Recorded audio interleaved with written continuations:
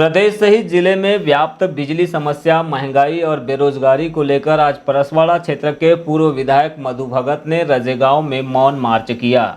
इस दौरान उनके साथ मंडल और सेक्टर के कांग्रेस कार्यकर्ताओं के अलावा ग्रामीण किसान और मजदूर भी मौजूद रहे।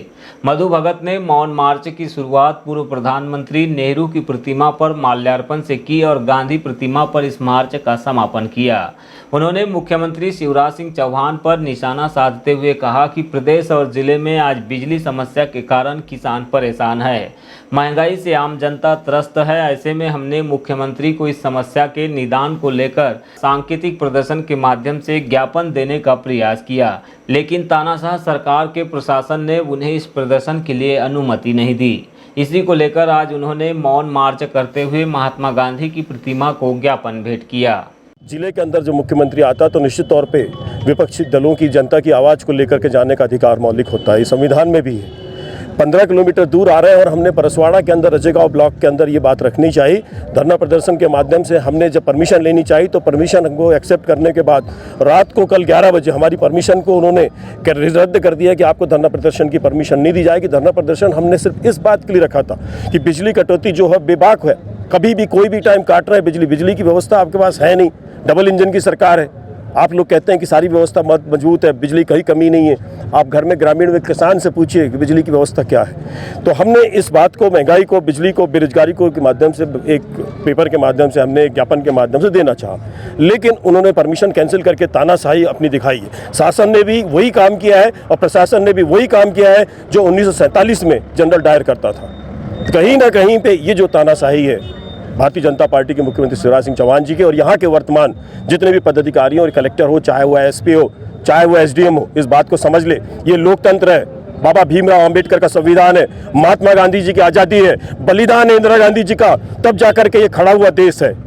आपको अभी आज जुम्मा हुए नहीं और आपने उठा करके हमारी आवाज़ सुनने के बजाय आपने निरस्ती पेपर हमको दे दिया। निश्चित तौर पर कहीं ना कहीं पर यह दोहरा रवैया एक हमको गुलामी की ओर ले जा रहा है। उद्योगपति की सरकार के चलते किसान आज बेहाल है, बुरा हाल है, बच्चों की पढ़ाई लिखाई का बुरा हाल है, बेरोजगार युवक सड़क पे बैठा हुआ है। अब क्या होगा? ऐसे में हम लोग धरना प्रदर्शन की भी परमिशन नहीं है।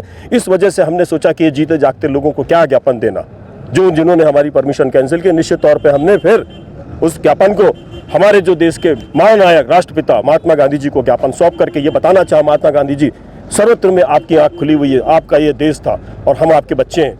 इस भारत की रक्षा कीजिए और इस भारत के अंदर संविधान की रक्षा करिए, बाबा भीमराव अंबेडकर जी, जो संविधान आपने हमको खुली आज़ादी दी है।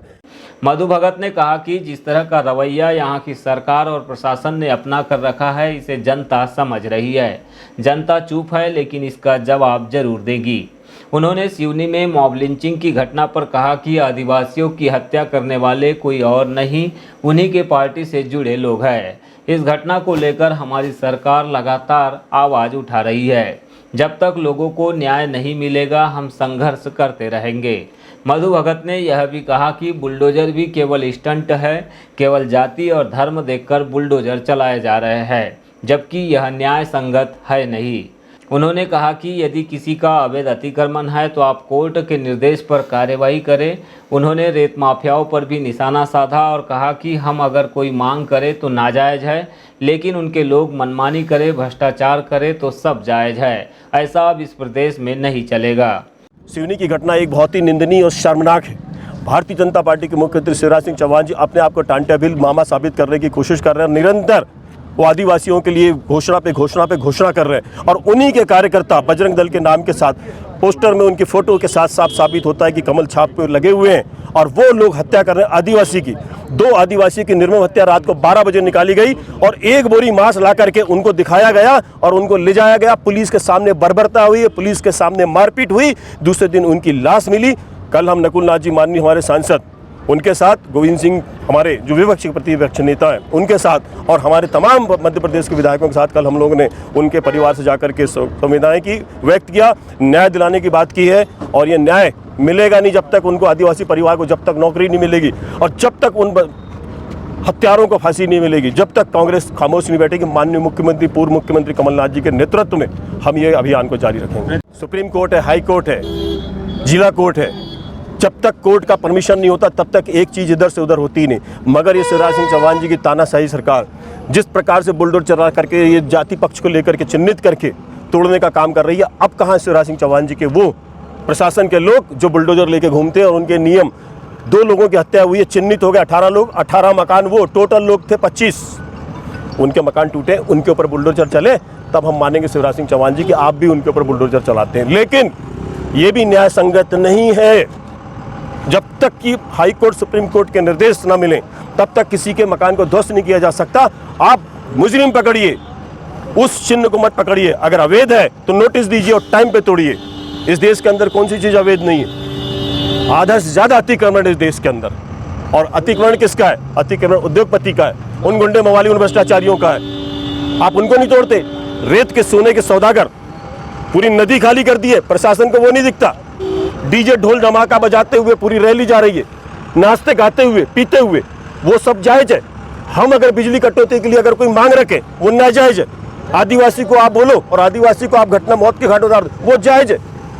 ये दोहरी नीति जिस प्रकार की चल रही है, कहीं ना कहीं पे ये बहुत भारी पड़ेगी आने वाले समय में भारतीय जनता पार्टी को। मधु भगत के अलावा मौन मार्च में शामिल अन्य लोगों ने भी शिवराज सरकार में व्याप्त महंगाई और बिजली की समस्या पर अपने विचार रखे। आज उच्च शिक्षा से संबंधित समस्त बालक बालिकाएं शिक्षा के क्षेत्र में परीक्षाएं दे रही है और ऐसे समय में रात को कितने भी समय जब लाइट चले जाती है तो बच्चे पढ़ नहीं पा रहे हैं और जब सवेरे बच्चे उठते हैं तो सुबह हो जाती है और पेपर देने का समय 8 बजे है, जिस वजह से वो कुछ भी नहीं कर पा रहे और बच्चे आके रोते हैं कि हमारे पेपर ख़राब हो रहे हैं। तो इतने बड़े हमारे मामा जो हैं अपने आप को मामा साबित कर रहे हैं, तो वो आज माँ भांजियों का और भांजों का ये हाल कर रहे हैं। इससे बुरे दिन शायद कभी जीवन में नहीं आ सकते और हमने अपने 52 साल की उम्र में कभी देखा भी नहीं है। बस इतना ही मैं चाहता हूँ कि बिजली अच्छे से अच्छे मिले और बाकी समस्याएं हमारे भाइयों ने जो बताई यह सुलझाने का कष्ट करेंगे, ये हमारी आशा है मुख्यमंत्री महोदय जी से। मुख्यमंत्री से यही अपेक्षा करते थे, अब ये ज्ञापन देना चाहते थे और अपने क्षेत्र की बिजली, पानी और महंगाई और डीजल पेट्रोल की जो समस्या है इसको लेकर के हम उनका ध्यान आकर्षण कराना चाहते थे, लेकिन यहाँ के प्रशासन ने